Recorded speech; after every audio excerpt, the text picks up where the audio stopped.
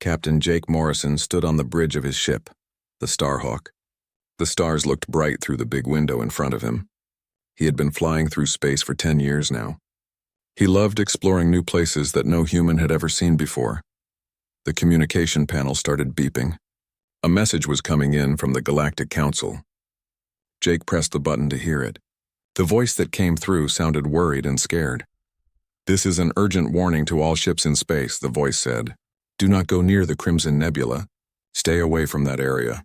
This is an order from the Galactic Council." Jake raised his eyebrows. The Galactic Council never gave orders like this. They usually let everyone go where they wanted. Something big must be wrong. The message continued. "The being known as the Widow of Stars lives in that nebula. Her real name is Admiral Zara Kane. She was once part of the Void Empire. Now she is the only one left alive from her people." Jake's pilot, Lisa Park, looked up from her controls. "Captain, I've heard stories about her. They say she kills anyone who goes near her." The voice on the radio kept talking. "For 300 years, Admiral Kane has destroyed every ship that enters her territory. Pirates, explorers, traders, and even peace ambassadors. All dead. Her ship is called the Shadowbane. It has weapons and technology that are much better than anything we have today." Ben Cross, the ship's engineer, whistled softly. 300 years? How is she still alive? Dr. Amy Foster, the ship's doctor, checked her computer. Her people lived much longer than humans do. Some could live for over 1,000 years. The message was almost finished. The Crimson Nebula is now off limits to all ships. Anyone who goes there will face punishment from the Galactic Council. This message ends now. The bridge became quiet. Jake's crew looked at each other with worried faces. Ryan Blake, who handled the ship's weapons, shook his head. "Captain, we should stay far away from that place. If she's really killed everyone who went there, we don't want to be next." Jake walked to the big star map on the wall. He found the Crimson Nebula and stared at it. It was only 2 days away from where they were now. The map showed it as a red cloud of gas and dust among the stars. "Tell me more about this Void Empire," Jake said to Amy. Amy typed on her computer. "They were very powerful a long time ago. They had the best technology in the galaxy, but they had a big war among themselves. Everyone died except for her. Why would she stay in that nebula alone for so long?" Jake asked. Lisa turned in her seat. "Captain, you're not thinking about going there, are you?" Jake didn't answer right away. He kept looking at the map. The Crimson Nebula looked lonely out there in space. He thought about Admiral Zara Kane, all alone for 300 years. What kind of life was that? "Sir," Ryan said, "Earth Command will be very angry if we go there. The Council's order was clear." "I know what the order said," Jake replied. He touched the nebula on the map with his finger. "But think about it. This woman has been alone for 3 centuries. No one to talk to. No one to help her. Don't you wonder why she's really there?" Ben stood up from his engineering station. "Captain, maybe she's there because she wants to be alone. Maybe she likes killing people. Or maybe," Jake said slowly, "she's protecting something. Maybe she has a good reason for keeping everyone away." The crew became quiet again. They all knew their captain. Jake Morrison was not like other space captains. He always wanted to help people. He never ran away from danger when someone might need help. Amy looked worried. "Jake, even if she needs help, how can we give it to her? She'll try to kill us before we can say hello." Jake smiled a little. "Maybe. Or maybe no one has ever tried to talk to her the right way. Maybe they all came with weapons ready to fight." He walked back to his captain's chair and sat down. "I've made up my mind. We're going to the Crimson Nebula, Captain," Lisa said loudly. "That's crazy. She'll destroy us." "Maybe she will," Jake said. "But humans have always gone to places that scared other people. That's how we learned to fly in space. That's how we met other alien races. We do things that others think are impossible." Ryan shook his head. "This is different, sir. This isn't about exploring. This is about a killer who has never let anyone live." Jake looked at each of his crew members. These people had been with him for years. They trusted him and he trusted them. "I know you're scared. I'm scared too. But what if she's not really a killer? What if she's just a very lonely person who has forgotten how to trust anyone?" Ben crossed his arms. "And what if you're wrong? What if she really is a monster?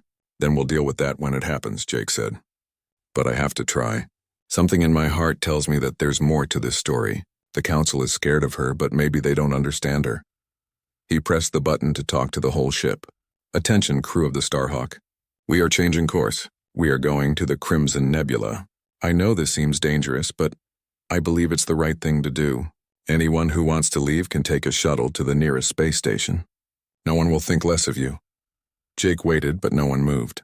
His crew might be scared, but they would follow him anywhere. Lisa sighed and turned back to her controls. "Well, Captain, if we're going to die, at least it will be interesting." Setting course for the Crimson Nebula. As the Starhawk turned toward the red cloud in space, Jake felt both excited and nervous. In 2 days, they would meet the most dangerous person in the galaxy. He just hoped his feeling was right, and that Admiral Zara Kane was more than just a killer in the dark. 2 days later, the Starhawk reached the edge of the Crimson Nebula. Jake stood on the bridge and looked out at the strange red clouds that filled the space in front of them. The nebula was huge, like a red ocean floating among the stars. "Captain," Lisa said from her pilot seat, "I'm seeing something on the sensors. There are objects floating in the nebula." Jake walked over to look at her screen. "What kind of objects?" "Ships, sir." "Lots of them, but they're all broken." The Starhawk moved slowly into the red clouds. As they got deeper, the crew could see the broken ships through the window. Pieces of metal floated everywhere like a graveyard in space. Some ships were big, some were small. They came from many different alien races. "My God," Amy whispered. "How many ships are out there?" Ben checked his computer. "I count at least 50 ships, Captain. Maybe more. They're all destroyed." Ryan studied the broken ships with his weapons scanner. "Sir, these ships didn't just crash. Someone attacked them. The damage looks very precise, like a skilled fighter did this." Jake nodded. Each broken ship told a story of someone who had come here and never left. But something bothered him about what he saw. "Lisa, can you get us closer to that big ship over there?" Jake pointed to a large vessel that wasn't as damaged as the others. As they moved closer, Amy used the ship's camera to look at the broken vessel. "Captain, this ship has military weapons, big ones. This wasn't a peaceful explorer." "Look at that one too," Ryan said, pointing to another ship. "Those are pirate markings. And that ship over there has slave cages on it." Jake began to understand something important. "Ben, scan all the ships you can. Tell me what kind of ships they are." Ben worked on his computer for several minutes. "Captain, most of these ships were armed for fighting. Pirates, slavers, military vessels. I only see a few that might have been peaceful explorers." "She wasn't just killing anyone who came near," Jake said quietly. "She was stopping bad people from doing bad things." Suddenly, all the lights on the bridge turned red. An alarm started beeping loudly. "Captain!" Lisa shouted. "There's a ship coming toward us. It's big and it's moving fast." Jake looked at the main screen. A dark shape was moving through the red clouds like a shark in bloody water. The ship was long and sleek, and it seemed to bend the light around it. "This had to be the Shadowbane. Red alert," Jake said calmly. "But do not charge weapons. I repeat, do not prepare to fight." "Sir?" Ryan looked confused. "She's coming right at us, I know. But if we point weapons at her, she'll think we're here to fight. Keep all weapons off." The Shadowbane got closer and closer. It was twice the size of the Starhawk and looked much more advanced. Strange energy flowed around its hull like living lightning. "Captain," Lisa said with a shaky voice, "she's got weapon locks on us. If she fires, we won't survive." Jake sat down in his captain's chair. His heart was beating fast, but he kept his voice calm. "Open a communication channel." "Channel open, sir." Jake took a deep breath. "This is Captain Jake Morrison of the human ship Starhawk. Admiral Kane, I would like to talk with you." For a long moment, nothing happened. The Shadowbane just floated there in the red mist, its weapons still pointed at them. Then a voice came through the speakers. It was a woman's voice, but it sounded cold and tired. It carried the weight of many years and much sadness. "You should not have come here, human. Turn around and leave now, or you will join the others who thought they could take what is mine." Jake leaned forward. "Admiral Kane, we're not here to take anything. We're explorers. We just want to understand." "Explorers?" The voice laughed, but there was no happiness in it. "That's what they all say at first. Pirates call themselves traders. Slavers call themselves recruiters. Military ships call themselves peacekeepers. You all lie." "We're not lying," Jake said. "Look at our ship. We have no heavy weapons. We're not here to fight you." "Then why are you here?" Admiral Kane asked. "What do you want from the Crimson Nebula?" Jake thought carefully about his answer. "We heard the stories about you, about how you've been alone here for 300 years. We came because we wanted to know why. What are you protecting? What's so important that you've given up your whole life to guard it? There was another long silence. The Shadowbane moved a little closer, and Jake could see more details of the alien ship. It was beautiful and terrifying at the same time. You want to know why I'm here? Admiral Kane's voice was quieter now, but still cold. I'm here because someone has to be. Because if I'm not here, something terrible will happen. Something that would hurt billions of innocent people. Then let us help you, Jake said. You don't have to carry this burden alone. Help? The voice became angry again. I have learned not to trust anyone, human. Everyone who comes here wants power. They want to use what I protect for their own evil purposes. Jake could hear the pain in her voice. 300 years of being alone, of fighting, of never trusting anyone. It must have been horrible. Admiral Kane, I'm going to do something that might seem crazy. I'm going to turn off all our shields and weapons. I'm going to make our ship completely defenseless. If you wanted to destroy us, you could do it easily now. Captain, no, Ryan shouted. But Jake had already pressed the buttons. All of the Starhawk's defenses shut down. They were now completely helpless in front of the most dangerous person in the galaxy. There, Jake said into the radio. Now you know we're not here to fight. We're here to talk. We're here to listen. And maybe, if you'll let us, we're here to help. The Shadowbane didn't move for several minutes. Jake could imagine Admiral Kane on her ship, trying to decide what to do. She had probably never met anyone who turned off their weapons when facing her. Finally, her voice came back. It sounded different now, less cold but more confused. In 300 years, no one has ever done that. No one has ever made themselves helpless in front of me. Because we trust you, Jake said. Maybe you've had to kill people before, but I don't think you wanted to. I think you're tired of being alone. I think you're tired of having to be the bad person so that good people can stay safe. Another long pause. Then Admiral Kane spoke again, and this time her voice was very quiet. You don't know what you're asking for, human. You don't know what secrets this nebula holds. You don't know what I've had to become to protect the galaxy from those secrets. Then tell us, Jake said gently. Help us understand. You've been carrying this weight alone for 3 centuries. Maybe it's time to share it with someone. The red clouds around them seemed to glow brighter as they waited for her answer.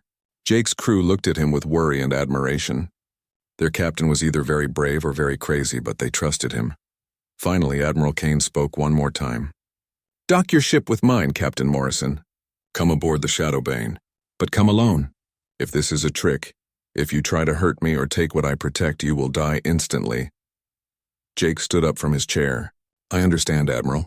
I'll come alone. Lisa grabbed his arm. Captain, this could be a trap. She could kill you the moment you step on her ship. Jake smiled at his worried crew. Maybe, but sometimes you have to take risks to help someone. And I think Admiral Zara Kane needs help more than anyone I've ever met. As the Starhawk moved to connect with the strange alien ship, Jake prepared to meet the loneliest person in the galaxy. In a few minutes, he would step aboard the Shadowbane and come face to face with the Widow of Stars. Jake walked through the connecting tunnel between his ship and the Shadowbane. The tunnel was made of some kind of metal he had never seen before. Strange lights moved along the walls like living things. Everything felt alien and advanced. When he reached the door to Admiral Kane's ship, it opened by itself. Jake stepped inside and gasped. The inside of the Shadowbane was incredible. The walls seemed to glow with their own light, and the technology was far beyond anything humans had ever built. But as Jake walked deeper into the ship, he noticed something sad. The corridors were empty and quiet. This ship was built for many people, but now only one person lived here. It felt like a tomb. Jake passed room after room, and each one was dark and unused. Then he saw something that made him stop. On one wall, there were thousands of names written in alien letters. Below each name was a small picture. These were memorials for dead people. Those are my people, a voice said behind him. Jake turned around and saw Admiral Zara Kane for the first time. She was tall and elegant with pale blue skin and silver hair. Her eyes were the color of ice, and they looked very old and very tired. She wore a black uniform with silver markings. She was beautiful, but there was deep sadness in her face. Admiral Kane, Jake said with respect. Thank you for letting me come aboard. She looked at him carefully, like she was trying to understand what kind of person he was. You may call me Zara. I have not spoken to another living being in 20 years. The last person who came here tried to steal from me, so I had to kill him. Zara started walking and Jake followed her. They passed more empty rooms and more memorial walls.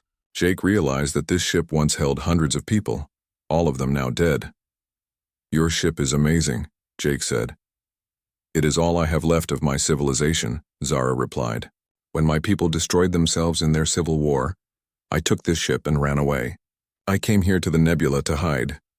They reached a large room with windows that looked out into space. Jake could see the red clouds of the nebula all around them. In the center of the room was a chair that looked like a throne, surrounded by computer screens and control panels. "This is where I live now," Zara said. "This is where I watch and wait." "Watch for what?" Jake asked. Zara was quiet for a moment. Then she pressed a button and one of the screens lit up. It showed a picture of something deep in the nebula. Jake could see a large structure floating in the red clouds. It looked ancient and dangerous. "That is why I stay here," Zara said. "That is what I protect the galaxy from." Jake stared at the screen. "What is it?"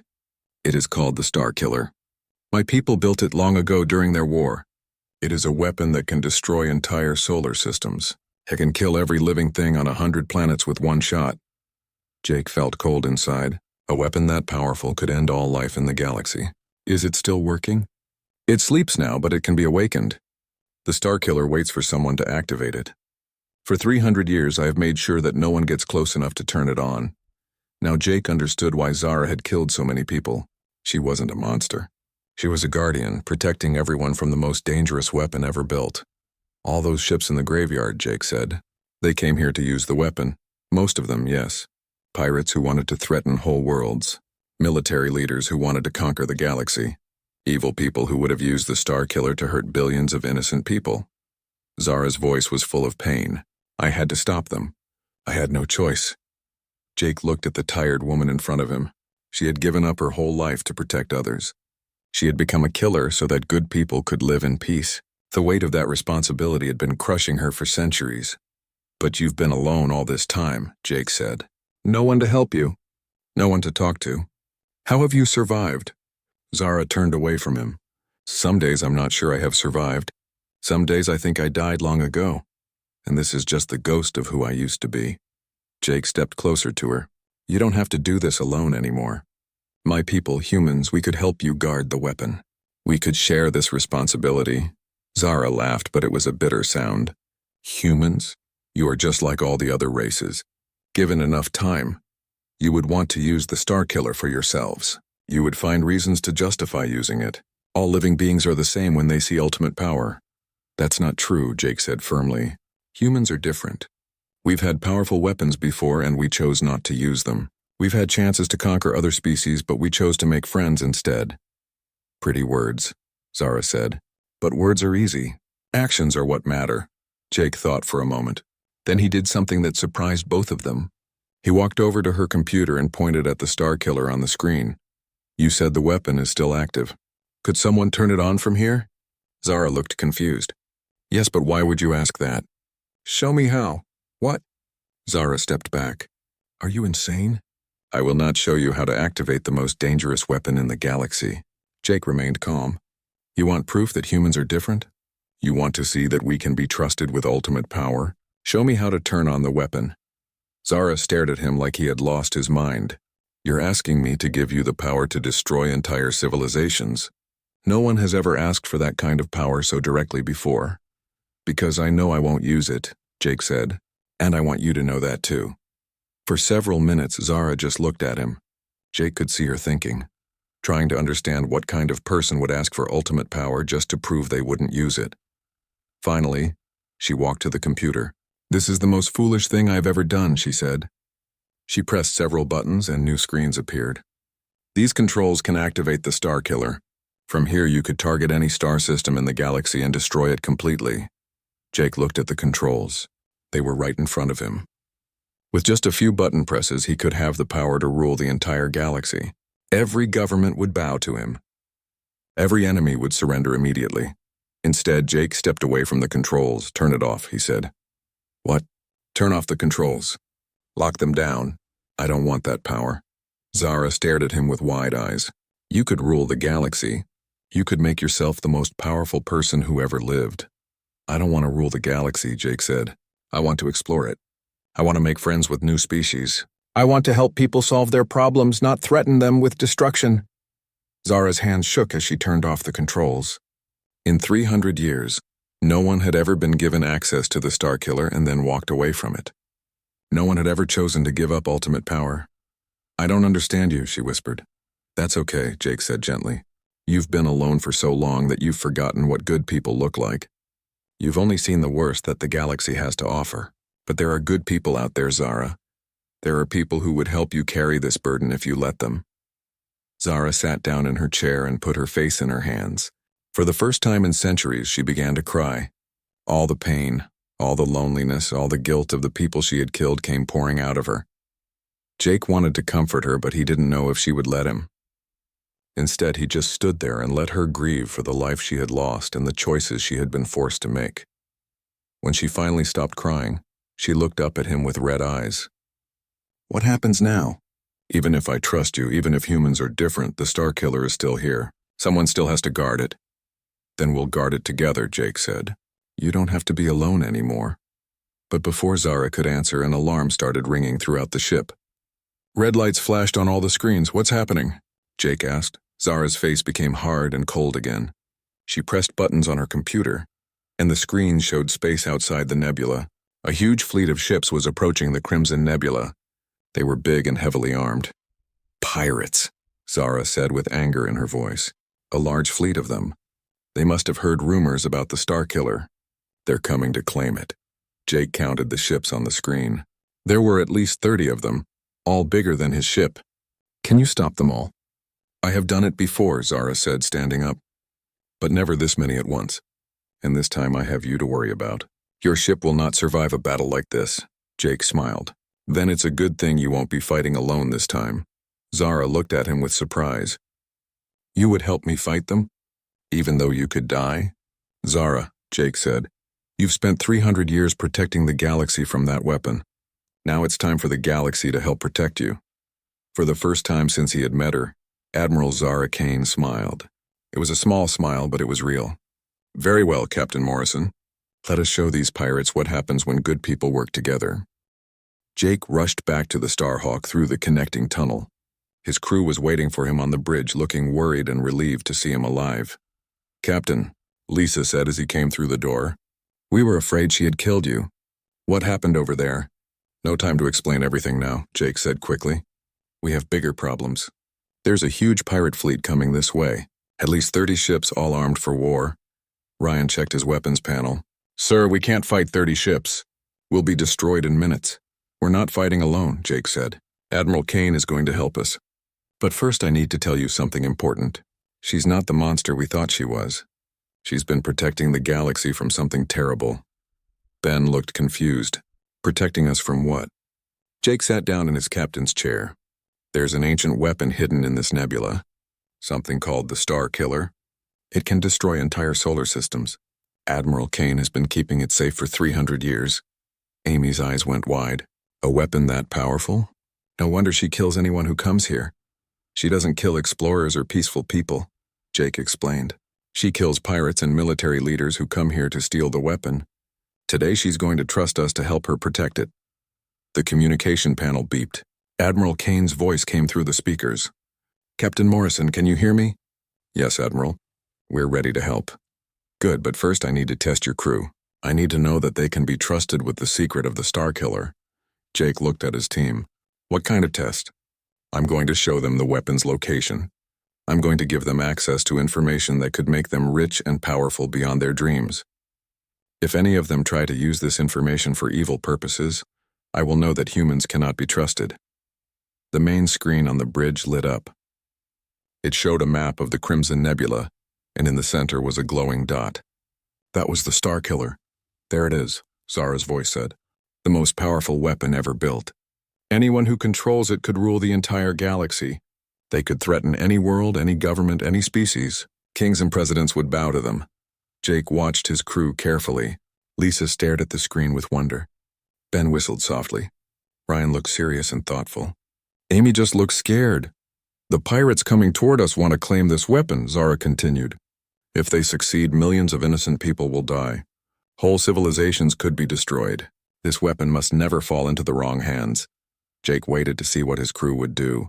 This was their test. Would they think about the power they could have? Would they want to claim the weapon for Earth? Or would they understand why it needed to stay hidden? Lisa spoke first. Admiral Kane, how long have you been guarding this thing alone? 300 years, Zara answered. That must have been so lonely, Lisa said softly. No one should have to carry that responsibility by themselves. Ben nodded. Ma'am, is there any way to destroy the weapon completely? So no one would ever have to guard it again. I have tried, Zara said. But the technology is too advanced. The Star Killer repairs itself if it gets damaged. The only way to keep it safe is to make sure no one can reach it. Ryan looked at the weapon's location on the screen. Admiral, these pirates coming toward us. Do they know exactly where the weapon is? No. They only know it's somewhere in the nebula. If we can stop them, they will never find it. Amy turned to Jake. Captain, we have to help her. This weapon is too dangerous to let those pirates have it. Jake smiled. His crew had passed the test perfectly. They weren't thinking about power or wealth. They were thinking about protecting innocent people. Admiral Kane, Jake said, my crew wants to help you keep the weapon safe. What do we need to do? There was a pause. Then Zara's voice came back and it sounded different, less cold, more trusting. Your people are good, Captain Morrison. I can hear it in their voices. They think about others before themselves. So what's the plan? Ryan asked. The pirate fleet is being led by someone called Commander Vex Thorak, Zara explained. He is one of the most dangerous criminals in the galaxy. His ship is huge and heavily armed. If he gets to the Star Killer, he will use it to take over entire star systems. The screen changed to show the approaching fleet. Jake could see the largest ship in the center. It was massive, like a floating city covered in weapons. That's Thorak's flagship, Zara said. The Devastator. It has enough firepower to destroy a moon.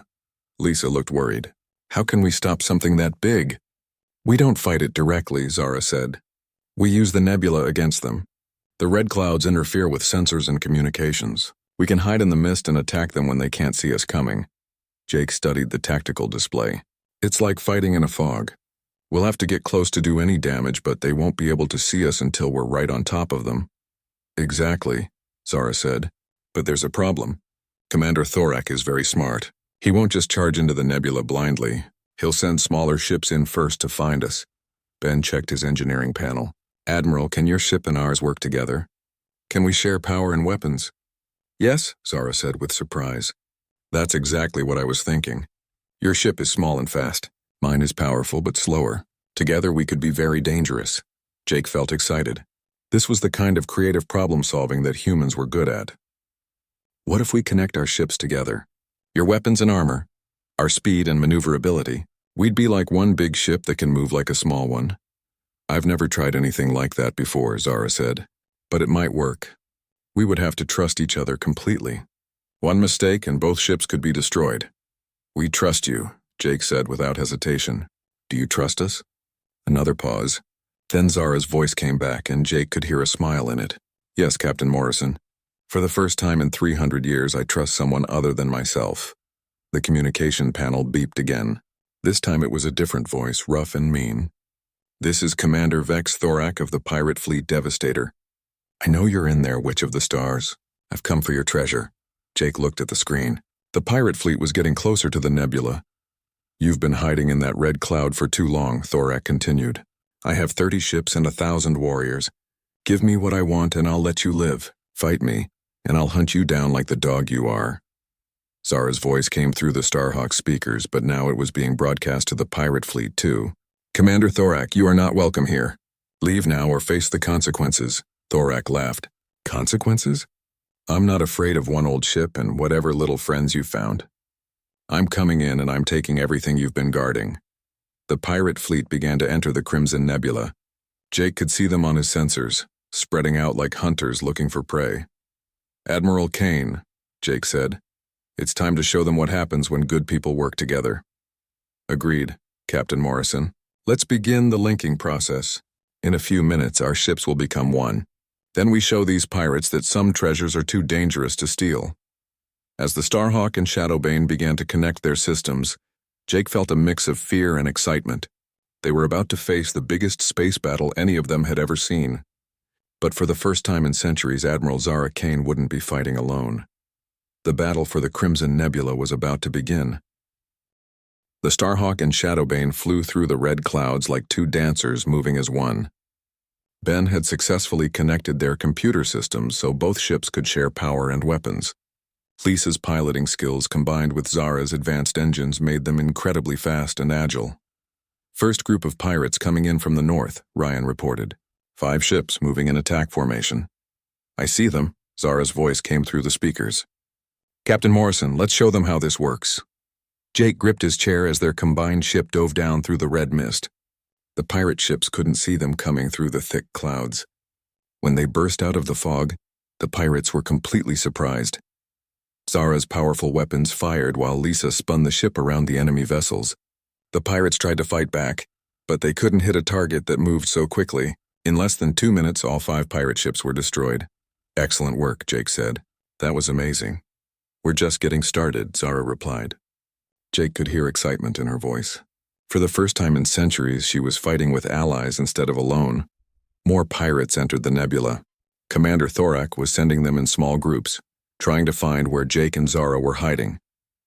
But every time the pirates found them, the combined ship would strike fast and disappear back into the red clouds. Amy worked at the medical station. Treating the few injuries their crew had received from the battle shaking, Ben kept their engines running perfectly, balancing power between both ships. Ryan coordinated their weapons with Zara's systems, making them twice as effective. Captain, Lisa said, I'm starting to understand how Admiral Kane stayed alive for so long. This nebula is like a maze. She knows every hiding spot. 300 years of practice, Zara said through the comm. But having a good crew makes all the difference. I had forgotten what it was like to work with other people. After an hour of fighting, they had destroyed 15 pirate ships. But Jake knew the real test was still coming. Here comes the big one, Ryan said, looking at his sensors. Thorak's flagship is entering the nebula, along with his remaining ships.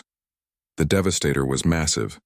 It was 10 times bigger than the Starhawk and carried enough weapons to level a city. Smaller escort ships surrounded it like guard dogs protecting their master. Admiral Kane, Jake said, can we take on something that big? Not in a direct fight, Zara admitted. But I have an idea. Thorak thinks he's hunting us, but what if we hunt him instead? Zara explained her plan. The Devastator was too big to move quickly through the nebula. Its sensors couldn't see clearly through the red clouds. If they could separate Thorak from his escort ships, they might have a chance. It's risky, Zara said. We'll have to get very close to his ship. If he hits us even once, we're finished. Then we won't let him hit us, Jake said confidently. They flew deeper into the nebula, toward the ancient star-killer weapon. Jake hoped Thorak would follow them, leaving his escorts behind in the confusion of the red clouds. The plan worked. Thorak's ship chased them through the mist, getting separated from the other pirate vessels. Soon the Devastator was alone, hunting for them in the crimson darkness. Now we spring our trap, Zara said. They hid near a cluster of broken ships from Zara's previous battles. When the Devastator came looking for them, they attacked from behind using the wreckage as cover. But Commander Thorak was a skilled fighter. His massive ship spun around faster than Jake expected, and its huge weapons fired at them. The combined ship shook violently as energy blasts exploded around them. Hull damage on Deck 3, Ben reported. But we're still in one piece. They dove and rolled through the red clouds, dodging the Devastator's weapons. Zara's guns fired back, but they weren't doing much damage to such a large ship. We need to get closer, Zara said. Hit his weak spots. Lisa pushed their engines to maximum power, flying directly at the massive pirate ship. Jake's crew held on tight as they raced toward certain destruction. At the last second, Lisa pulled up and they skimmed along the Devastator's hull, firing at its engine ports. Explosions erupted along the pirate ship's side. The Devastator slowed down, but it was still dangerous. You little flies. Thorak's angry voice came over the radio. I'll swat you out of space. The Devastator turned to follow them, but something went wrong. The damage to its engines made it unstable. The massive ship began to drift toward the center of the nebula, toward the Starkiller. Oh no, Jake said. If he crashes into the weapon, it might activate it. We can't let that happen, Zara said. The Starkiller's automatic defenses will think it's under attack. It will fire at everything in the galaxy. Jake made a quick decision. Lisa, take us in front of the Devastator. We have to stop it from reaching the weapon. Captain, that ship is 50 times bigger than us, Lisa said. We can't stop something that massive. We don't have to stop it, Jake said. We just have to change its direction. Their small combined ship flew in front of the huge Devastator and began firing at its front sections. They were like a tiny bee stinging a giant bear, but it worked. The Devastator's automatic systems tried to avoid the attacks, steering it away from the Star Killer. But Thorak figured out what they were doing. "You're protecting something," he said over the radio. "That's what you don't want me to reach. That's where your treasure is hidden." The pirate commander turned his ship back toward the center of the nebula, directly at the Star Killer. Jake and Zara tried to stop him, but the Devastator was too big and too determined. "He's going to reach the weapon," Zara said with despair in her voice. 300 years of guarding it, and I've failed." "No," Jake said firmly. "You haven't failed. We just need to try something different." Jake had an idea. It was crazy and dangerous, but it might work. "Admiral Kane, can you separate our ships?" "Yes, but why would we want to do that?" "Because I'm going to ram Thorak's ship. The Starhawk is small enough to get through his shields, but big enough to damage his engines. You stay back and be ready to finish him off." "Captain Morrison, that's suicide," Zara said. "Your ship will be destroyed." "Maybe," Jake said. "But sometimes you have to risk everything to protect what matters." His crew looked at him with a mix of fear and admiration. They knew he was right, but they also knew they might all die. "Captain," Amy said quietly, "if we're going to do this, we do it together." "All the way," Ben agreed. "Let's save the galaxy," Ryan added. Lisa nodded and prepared for their final attack. Setting course for the Devastator's engine room, the ship separated and the Starhawk flew directly at the massive pirate vessel. Thorak's weapons fired at them, but Lisa's flying was incredible. She dodged and weaved through the energy blasts, getting closer and closer to their target. At the last moment, Jake closed his eyes and held on. The Starhawk smashed into the Devastator's engine section like a bullet hitting a wall. The explosion was enormous. Both ships were caught in a blast of fire and energy. Jake felt his ship spinning out of control, systems failing, lights going out. When the explosion cleared, the Devastator was drifting helplessly, its engines destroyed. But the Starhawk was badly damaged too, barely alive in space. "Is everyone okay?" Jake asked weakly. His crew responded one by one. They were hurt but alive. Their ship was dying, but they had succeeded. "Captain Morrison," Zara's voice came over the radio. "That was the bravest thing I've ever seen. Thorak's ship is powerless. He can't reach the Starkiller now." Jake smiled despite his pain. "Good. The weapon is safe." Over the next few hours, Zara used her ship to rescue Jake's crew from the dying Starhawk. The other pirate ships, seeing their leader defeated, fled from the nebula. Commander Thorak was captured and taken away by Galactic Council ships that arrived later. The Starkiller remained hidden and safe, but the most important change was in Admiral Zara Kane herself. After 300 years of loneliness, she had friends again. She had people who understood her mission and wanted to help her. A few weeks later, Jake stood on the bridge of a new ship, the Starhawk II. Beside him stood Admiral Zara Kane, now wearing a human fleet uniform. She had agreed to join Earth's exploration service, helping to find and protect other dangerous ancient weapons scattered across the galaxy. "Captain," Zara said, looking out at the stars, "I never thought I would trust anyone again. Thank you for showing me that there are still good people in the universe." Jake smiled. "Thank you for teaching us that sometimes the most important job is protecting others, even when no one knows you're doing it." Together, they set course for their next mission. The galaxy was a big place, full of wonders and dangers, but now they would face those challenges together as friends and allies. The Widow of Stars was alone no more, and the galaxy was safer because of the friendship between a lonely guardian and a captain who believed that everyone deserved a second chance.